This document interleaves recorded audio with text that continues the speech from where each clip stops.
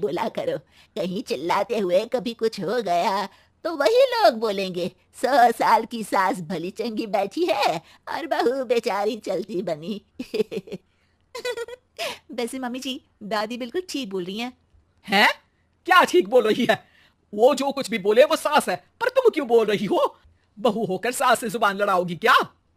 ऐसा बोलते हुए निर्मला को धसका उठ जाता है। कहा था ना, मत चिल्ला मत चिल्ला। तुझे बिना सास और बहू से जुबान लड़ाए बिना शांति नहीं मिलती। अरे माँ, दादी की बात सुन लिया करो, तुम्हारे भले के लिए बोलती है ना। अरे कोई भला नहीं, इन्हें बस मुझे परेशान और शो ऑफ करने का शौक है। हाँ। चल झूठी। इस परिवार में 3 पीढ़ी की औरतें रहती है, जिनका हर समय कोई ना कोई अलग ड्रामा चलता ही रहता है, जिससे और किसी का पता नहीं, लेकिन सूरज बहुत परेशान रहता है। माँ, पियाली और दादी, आप तीनों के पास एक दूसरे को सास बहू वाले ताने देने के अलावा कुछ काम हो या नहीं, पर मेरे पास जरूर है।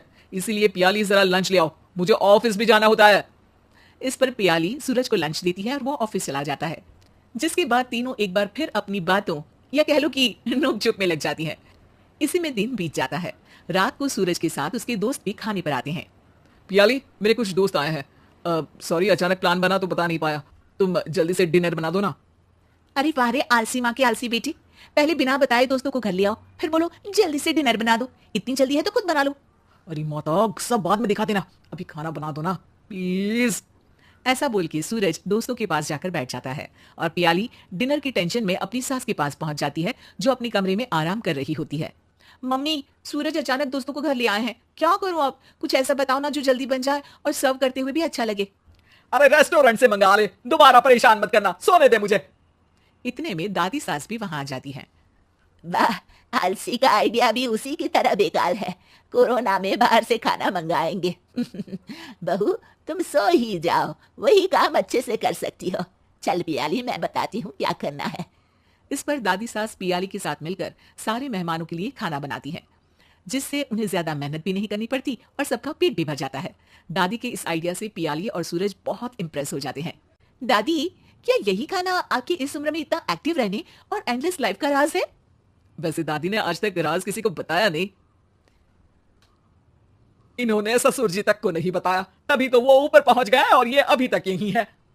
तेरी सास मेरे ऊपर पहुंचने का ही इंतजार कर रही है, पर इस आलसी का ये सपना पूरा नहीं होने वाला। क्यों जी, अमर होने का वरदान लेकर आई हो क्या?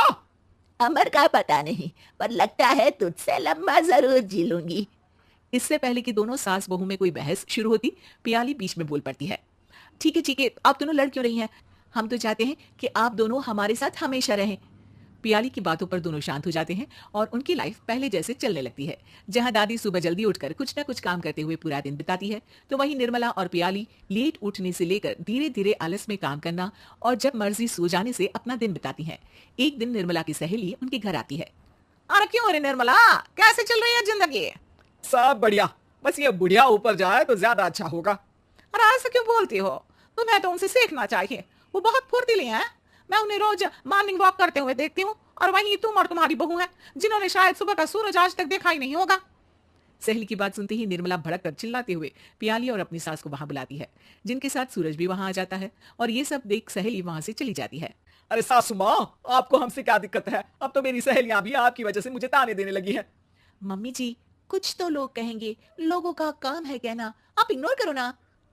अच्छा वैसे महारानी, वो तुम्हें भी वही सब बोल रही थी? है? मैंने क्या किया? अरे किलस क्यों रही हो? अब तो समझो और अपना लाइफस्टाइल सुधारो। ओ मोरी मैया, अब हमारा लाइफस्टाइल भी खराब हो गया क्या? आपका तो हाई फाई है ना, बस उतना ही ठीक है। तुम लोग हमेशा पूछते हो ना कि मेरी इस उम्र और अभी भी इतने एक्टिव रहने का राज क्या है, तो वो ये लाइफ स्टाइल ही है, जिसे हाई फाई नहीं पर सिंपल कहते हैं। दादी, अब कहना क्या चाहती हो? यही कि मैंने अपनी जिंदगी में बहुत किताबें पढ़ी हैं, जिनमें एक किताब से मुझे ये समझ में आया कि हम कितने गलत तरीके से जिंदगी जीते हैं। उसी के बाद मैंने एक अच्छे जीवन के लिए इकिगाई रूल अपनाया, जिसका मकसद तो सिर्फ अच्छा जीवन जीना था। इतना लंबा कैसे जी गई मुझे खुद अचंभा होता है। ओह, तो मतलब आप मुझे परेशान नहीं करती थी? वो तो आप करती हैं। वैसे ये इकिगाई क्या है? थोड़ी रिसर्च खुद भी कर लो आलसियों, सब मैं ही बता दूं क्या?